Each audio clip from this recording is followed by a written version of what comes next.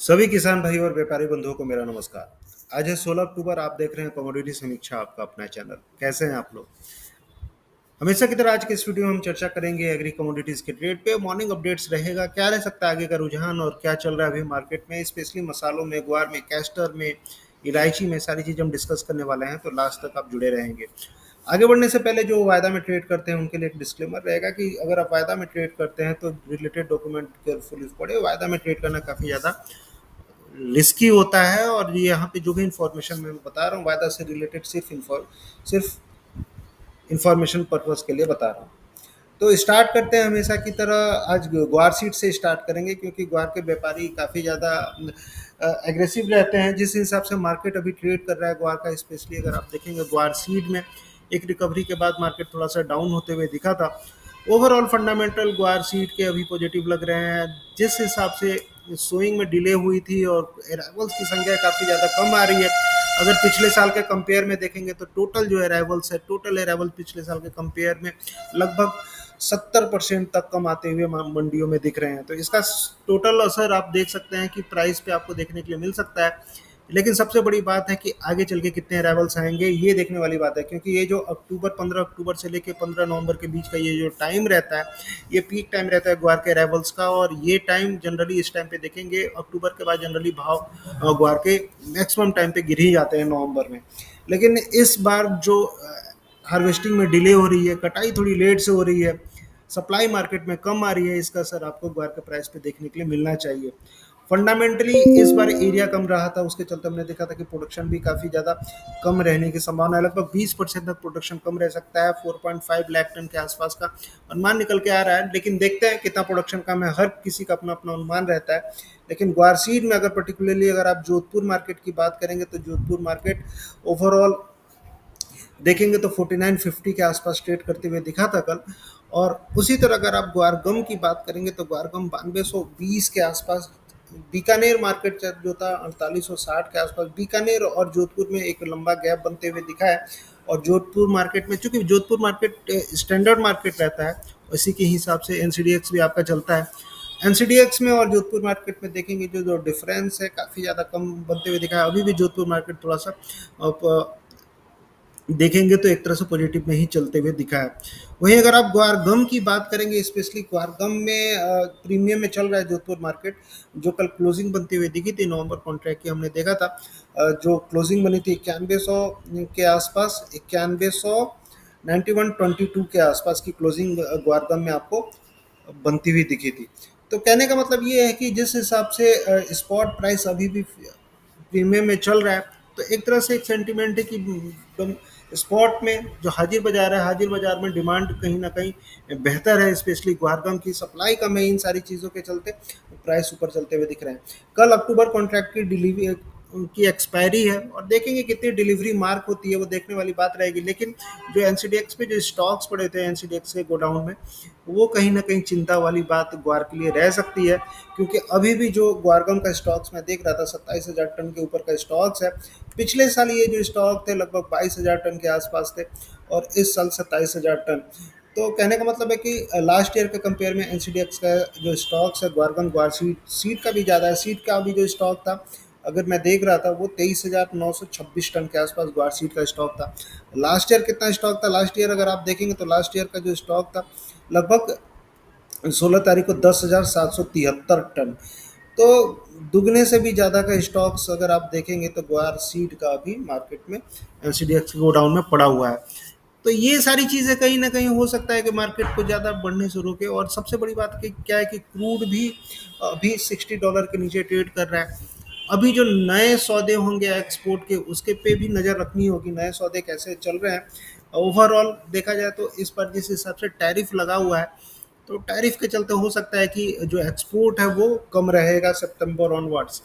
तो सितंबर के बाद एक्सपोर्ट कम रहने की संभावना है। उसके चलते हम देखेंगे कि मार्केट में जो डिमांड है एक्सपोर्टर के साइड से वो थोड़ी सी कम होती हुई दिख सकती है। ओवरऑल यूरोप से कैसी डिमांड आ रही है चूरी कोरमा की, वो भी देखने वाली बात है। यूरोप से लगातार डिमांड बढ़ती हुई दिखी है चूरी कोरमा की। लेकिन मेन जो है मेन डेरिवेटिव प्रोडक्ट गुआर गम है, आपको भी पता है, और इसके ही हिसाब से अगर गुआर गम के का एक्सपोर्ट नहीं बढ़ता है तो ओवरऑल एक्सपोर्ट नहीं नहीं बढ़ने की संभावना है। अगर प्राइस के लेवल से अगर आप बात करेंगे, फंडामेंटल और सारी चीज़ों का निचोड़ अगर मैं आपको बताऊं, तो कहने का मतलब यही है कि गुआर में अभी जो मेजर कंसर्न है टोटली सप्लाई को लेके है। सप्लाई टाइट है मार्केट में, उसके चलते प्राइस ऊपर जाते हुए दिख रहे हैं।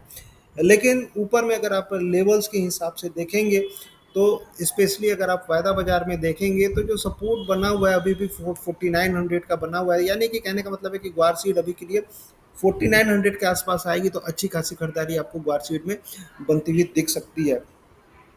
उसके नीचे अगर आप जाएँगे तो 4800, सबसे ज़्यादा जो पोज़ीशंस बने हुए हैं 4500 के आस-पास बने हुए हैं, यानी कि लोग 4500 पे भी ग्वार सीड की बोलियाँ लगा के बैठे हुए हैं। तो अपने हिसाब से आपको ट्रेड करना है, कहने का मतलब ये है कि अगर 49 के नीचे जाता है तो धीरे-धीरे मार्केट आपको खिसकते हुए दिखेगा। हो सकता है 5000 तक भी आपको 5000 से लेके 4800 से लेके 4600 तक भी आपको मार्केट जाते हुए दिखे, लेकिन अभी 4900 के नीचे मार्केट फिलहाल के लिए तो जाते हुए नहीं दिख रहा है। ऊपर में अगर अगर आप देखेंगे, ऊपर में जो सेलर्स जो बैठे हुए हैं, सबसे ज़्यादा सेलर्स जो बैठे हुए हैं मेरे ही हिसाब से, अगर आप देखेंगे तो 5000 से बाद 5100 के आसपास के सेलर बैठे हुए हैं। यानी कि अभी के लिए जो रेजिस्टेंस है 5100 के आसपास है। यानी कि कहने का मतलब यही है कि दिवाली तक, चाहे दिवाली के अगले 2-4 दिनों तक भी अगर आप देखेंगे तो 5100 के आसपास जब भी मार्केट आएगा, ग्वार सीड का आपको सेलिंग प्रेशर देखने के लिए मिलेगा। वहीं अगर आप ग्वारगम की बात करेंगे तो ग्वारगम में कल मैंने बताया था 9500 एक मेजर रेजिस्टेंस रहेगा। 9500 के आसपास मार्केट आपको सेलिंग प्रेशर फेस करते हुए मिलेगा। आज के लिए जिसको ट्रेड करना है, आज के लिए जो सपोर्ट है मैंने ग्वार सीट का आपको बताया, 4930 से लेके 4870 के बीच में बाइंग पोजीशंस बन सकती है। वहीं अगर आप ग्वारगम की बात करेंगे तो ग्वारगम में ओवरऑल नीचे में अगर मार्केट आता है तो 9040 से लेके 9040 के आसपास एक सपोर्ट ग्वारगम में मुझे बनते हुए दिख रहा है। तो ओवरऑल जो भी गिरावट हो रही है, खरीदारी के मौके बनने चाहिए अभी निकट भविष्य के लिए, लेकिन फिर धीरे-धीरे जैसे-जैसे मार्केट में सप्लाई बढ़ेगी, आपको दबाव भी देखने के लिए मिलेगा। तो बहुत ज़्यादा एग्रेसिव होके बाइंग करने की ज़रूरत नहीं है। छोटे-छोटे लक्ष्य के लिए ग्वार सीड में 5100 के लक्ष्य के लिए और ग्वारगम में 9500 के लक्ष्य के लिए आपको ट्रेड करना चाहिए।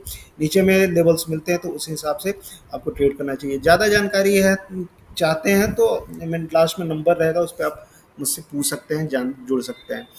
आगे बढ़ते हैं और बात कर लेते हैं कैस्टर सीड के साथ। और कैस्टर सीड में जिस हिसाब से ट्रेड हो रहा है अभी, मैंने जो लेवल्स बताए थे, कल थोड़ा सा मार्केट डाउन आते हुए दिखा था, लेकिन 6550 एक तरह से सपोर्ट का काम कर सकता है।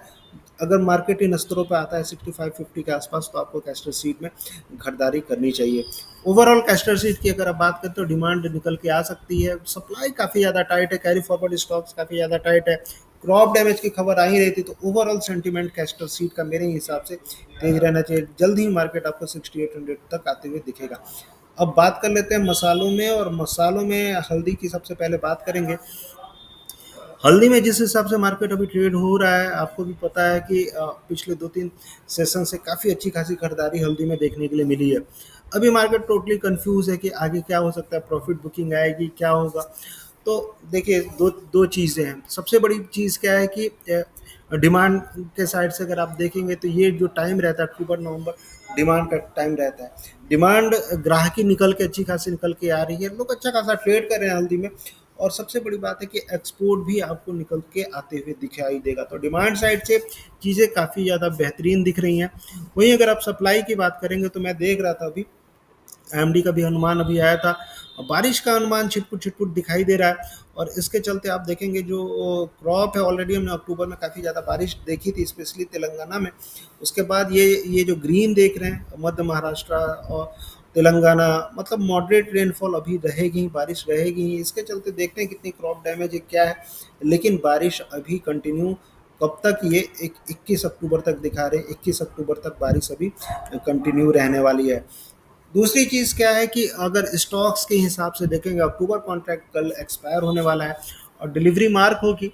एनसीडीएक्स पे ऑलरेडी स्टॉक्स कम होते जा रहे हैं। टोटल स्टॉक्स अगर हल्दी के अगर आप एनसीडीएक्स पे देखेंगे तो 4800 के आसपास अभी दिखा रहा था। पिछले साल 5000 टन के आसपास, यानी कि पिछले साल से 200 टन कम है अभी एनसीडीएक्स पे स्टॉक्स।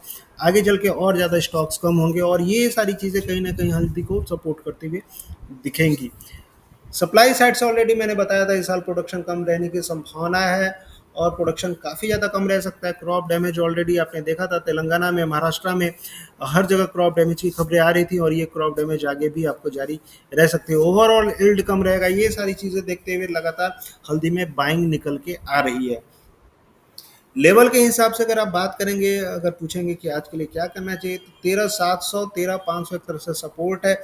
इन स्तरों पे अगर हल्दी आती है तो आपको खरीदारी करना चाहिए, ठीक है। और ऊपर में अगर जो संभावना निकल के आ रही है, अब 14,500 तक की संभावना निकल के आ रही है।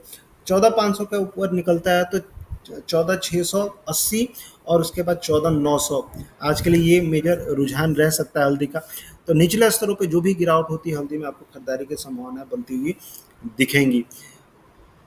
अब आगे बढ़ते हैं, बात कर लेते हैं धनिया के जीरा के ऊपर। और जीरा में सबसे बड़ी बात मैं ये कहना चाहूँगा कि हल्दी के बाद अब जीरा का नंबर है और जिस हिसाब से जीरा के प्राइस काफ़ी दिन से एक ही रेंज में कंसोलिडेट हो रहे हैं, तो यकीन मानिए जीरा में एक लंबी तेजी आपका इशारा कर रही है, क्योंकि 18,800 एक मेजर सपोर्ट अभी भी बना हुआ है ऊंचा मार्केट में, चाहे वादा बाजार में भी।